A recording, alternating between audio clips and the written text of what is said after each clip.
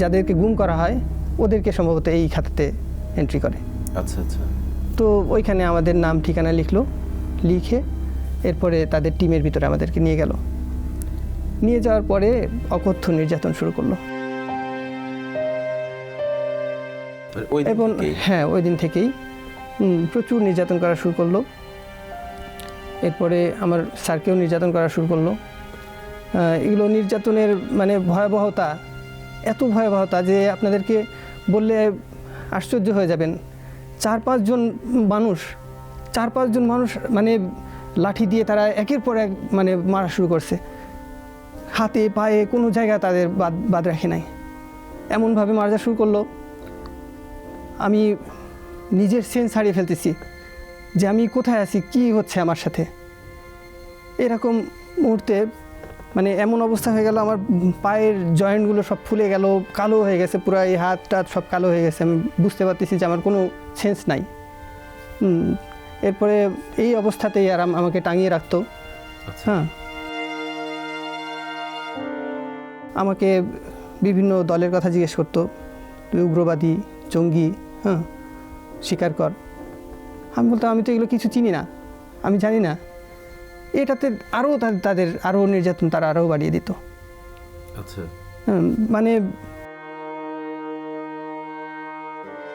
মানে আমার সত্য বললে ওরা মিথ্যা হিসেবে করে ওটার উপরে আরও টর্চার করে যে না তুই জানিস, তুই সব বুঝি করিস।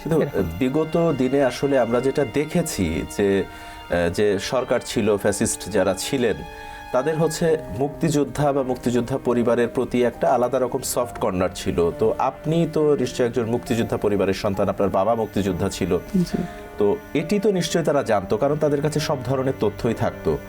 তো এই বিষয়টির পরেও আপনাকে এইভাবে গুম রেখে নির্যাতন করা হলো, এটার কারণ কি বলে মনে হয় আপনার? এটা আমার মনে হয়েছে যে তারা আগে থেকেই এই জিনিসটা বুঝতো, জানতো। আর আমার বাবা ছিলেন একজন দেশপ্রেমিক মুক্তিযোদ্ধা। উনি শহীদ জিয়াউর রহমান এর ব্যাপক ভক্ত ছিলেন এবং ওনার রাজনীতির সঙ্গে যুক্ত ছিলেন, বিএনপির সঙ্গে যুক্ত ছিলেন। আমিও আমার ছাত্র জীবনে বিএনপির সঙ্গে যুক্ত ছিলাম। হ্যাঁ, এরপরে আমি অবশ্য ইসলাম এর দিকে যখন ইসলাম মেনে চলার চেষ্টা করতেছিলাম, নামাজ কালাম পড়তাম, ওই সময় আমি কিন্তু জেনারেল ছাত্র আর কি। আচ্ছা আচ্ছা। কিন্তু পরবর্তীতে যখন দেখলাম যে নামাজ কালাম তো আমাদের পড়তে হবে একজন মুসলিম হিসেবে, এইভাবে আমি ইসলামের দিকেই একটু ইসলাম মেনে চলার চেষ্টা করতেছিলাম। তো তখন আমি জামাতের সাপোর্ট করতাম। কিন্তু আমার বাবা ওই যে বিএনপি সাপোর্টার ছিলেন, বিএনপি ইয়েতে ছিলেন এবং এলাকায় তিনি সভাপতি ছিলেন, ওয়ার্ড সভাপতি ছিলেন। তো এই জন্য আমি দেখছি যে পদে পদে আমার বাবাকে এই রেজিমটা আসার পর থেকে বিভিন্নভাবে মানে তাকে হ্যারাস করা শুরু করছে।